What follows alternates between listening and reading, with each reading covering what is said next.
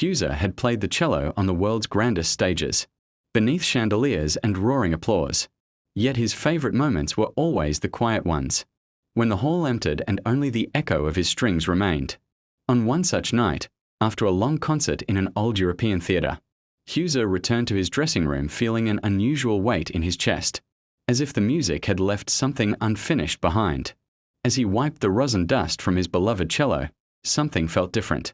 The instrument was old, polished by years of travel and tears, but tonight it carried a faint rattle when he moved it.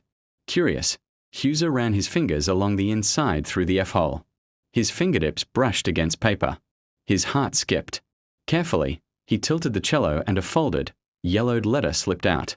The handwriting was delicate, almost trembling, written in faded blue ink. The date at the top stunned him. It was from 15 years ago, long before Hauser had become famous. With slow breaths, he began to read. The letter was from a young girl named Alina. She wrote about a night when she had heard a street musician playing cello under the rain. She had been sick, scared, and alone, standing outside a hospital where her mother was fighting for her life. The music, she said, had wrapped around her like a promise. For the first time in weeks, she believed her mother might survive.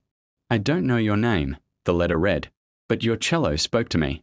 If this letter ever reaches you, know that your music saved 2 lives." Hauser's hands trembled. Memories flooded back, years ago, when he was unknown, playing on cold streets to afford train tickets and cheap meals. He remembered that rainy night. He remembered the hospital lights. He remembered playing until his fingers bled, because stopping felt impossible.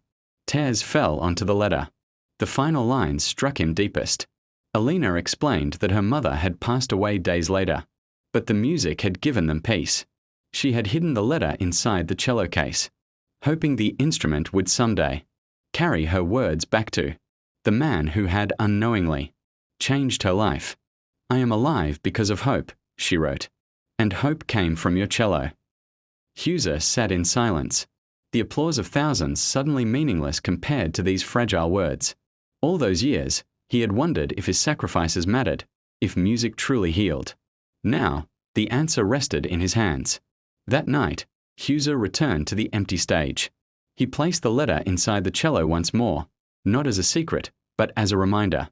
Then he played a single song, soft and trembling, letting it rise into the darkness. Because some music is not meant to be heard by crowds. It is meant to reach one's soul and save it.